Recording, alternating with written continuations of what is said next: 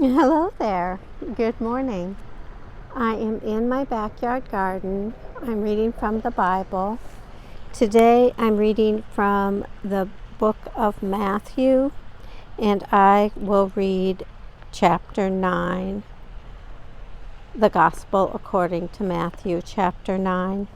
In chapter 9, it talks about a lot of things. It talks about Jesus heals a paralytic,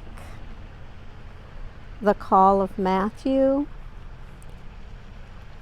the question about fasting, a girl restored to life and a woman healed,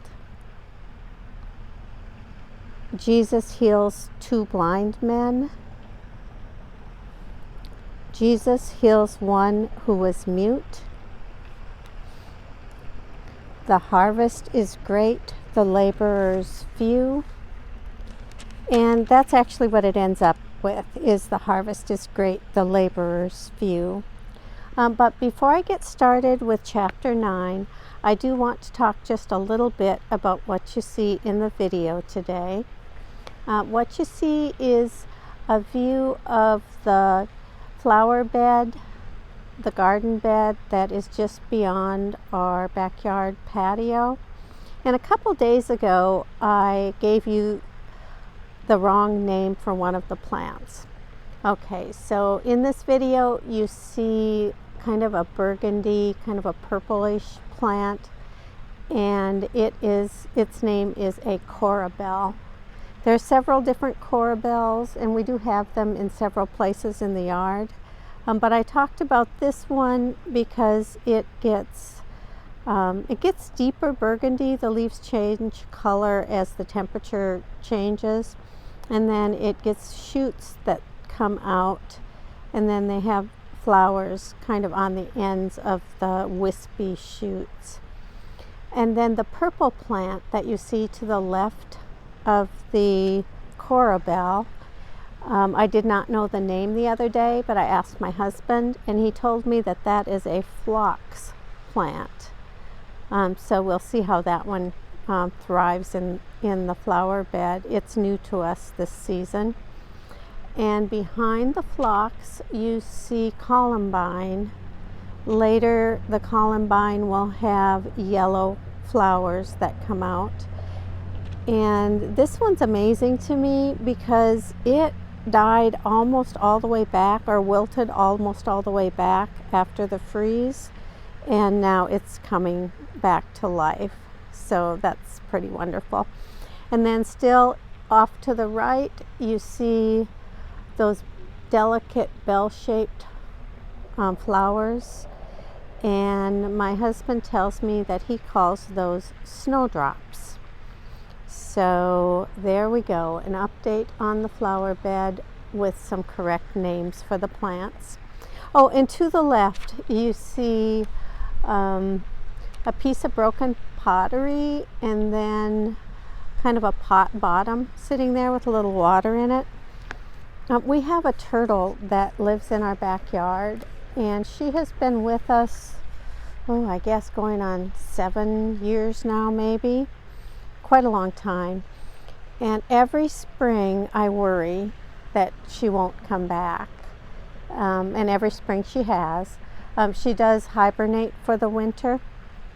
Her name is Ninja, and if we get a glimpse of her this summer or this spring, I will do a video with Ninja in it if she makes an appearance. But I'm especially worried this spring because of the freeze. It was cold for so long. I hope that her hibernation spot was deep enough that she survived it. So we'll wait to see if Ninja makes her appearance this year. Okay, back to Bible reading. I'm reading from the Gospel according to Matthew chapter 9. The reading begins. And just then some people were carrying a paralyzed man lying on a bed. When Jesus saw their faith, he said to the paralytic, "Take heart, son, your sins are forgiven." Then some of the scribes said to themselves, "This man is blaspheming." But Jesus, perceiving their thoughts, said, "Why do you think evil in your hearts? For which is easier to say, 'Your sins are forgiven,' or to say, 'Stand up and walk'? But so that you may know that the Son of Man has authority on earth to forgive sins." He then said to the paralytic, "Stand up, take your bed and go home." And he stood up and went to his home. When the crowd saw it, they were filled with awe, and they glorified God, who had given such authority to human beings. As Jesus was walking along, he saw a man called Matthew sitting at the tax booth, and he said to him, "Follow me." And he got up and followed him. And as he sat at dinner in the house, many tax collectors and sinners came and were sitting with him and his disciples. When the Pharisees saw this, they said to his disciples, "Why does your teacher eat with tax collectors and sinners?" But when he heard this, he said, "Those who are well have no need of a physician, but those who are sick, go and learn what this means. I desire mercy, not sacrifice, for I have come to call not the righteous, but the sinners." Then the disciples of John came to him, saying, "Why do we and the Pharisees fast often, but your disciples do not fast?" And Jesus said to them, "The wedding guests cannot mourn as long as the bridegroom is with them, can they? The days will come when the bridegroom is taken away from them, and then they will fast.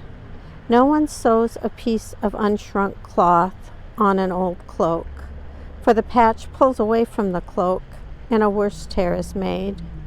Neither is new wine put into old wineskins, otherwise the skins burst, and the wine is spilled, and the skins are destroyed.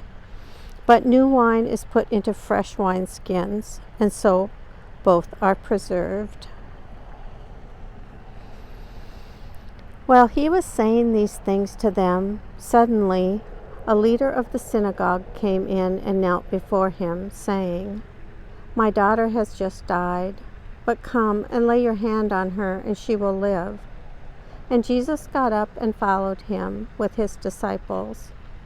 Then suddenly a woman who had been suffering from hemorrhages for 12 years came up behind him and touched the fringe of his cloak. For she said to herself, "If I only touch his cloak, I will be made well." Jesus turned, and seeing her, he said, "Take heart, daughter, your faith has made you well." And instantly the woman was made well. When Jesus came to the leader's house and saw the flute players and the crowd making a commotion, he said, "Go away, for the girl is not dead, but sleeping." And they laughed at him. But when the crowd had been put outside, he went in and took her by the hand, and the girl got up, and the report of this spread throughout that district. As Jesus went on from there, 2 blind men followed him, crying loudly, "Have mercy on us, Son of David." When he entered the house, the blind men came to him, and Jesus said to them, "Do you believe that I am able to do this?" They said to him, "Yes, Lord." Then he touched their eyes and said, "According to your faith, let it be done to you." And their eyes were opened. Then Jesus sternly ordered them, "See that no one knows of this." But they went away and spread the news about him throughout that district. After they had gone away, a demoniac who was mute was brought to him. And when the demon had been cast out, the one who had been mute spoke, and the crowds were amazed and said, "Never has anything like this been seen in Israel." But the Pharisees said, "By the ruler of the demons, he casts out demons." Then Jesus went about all the cities and villages, teaching in their synagogues and proclaiming the good news of the kingdom, and curing every disease and every sickness. When he saw the crowds, he had compassion for them, because they were harnessed and helpless like sheep without a shepherd. Then he said to his disciples, "The harvest is plentiful, but the laborers are few. Therefore, ask the Lord of the harvest to send out laborers into his harvest." Here ends the reading of Matthew chapter 9, the Gospel according to Matthew.